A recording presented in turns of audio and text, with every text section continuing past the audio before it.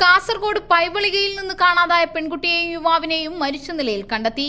15-കാരി ശ്രേയയും അയൽവാസിയായ പ്രദീപുമാണ് തൂങ്ങി മരിച്ചത്. പെൺകുട്ടിയെയും 42-കാരനായ യുവാവിനെയും 26 ദിവസങ്ങൾക്ക് മുൻപ് കാണാതാവുകയായിരുന്നു. ഇവരുടെ മൊബൈൽ ഫോൺ ലൊക്കേഷൻ കേന്ദ്രീകരിച്ച് നടത്തിയ അന്വേഷണത്തിനൊടുവിലാണ് മൃതദേഹങ്ങൾ കണ്ടെത്തിയത്.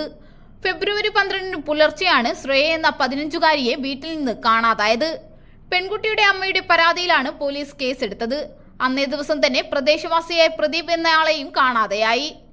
ഇരുവരുടെയും മൊബൈൽ ഫോണുകൾ സ്വിച്ച് ഓഫ് ആയത് ഒരേയിടത്ത് നിന്നായിരുന്നു. ഇത് കേന്ദ്രീകരിച്ച് നടത്തിയ തിരച്ചിലിലാണ് മൃതദേഹങ്ങൾ കണ്ടെത്തിയത്.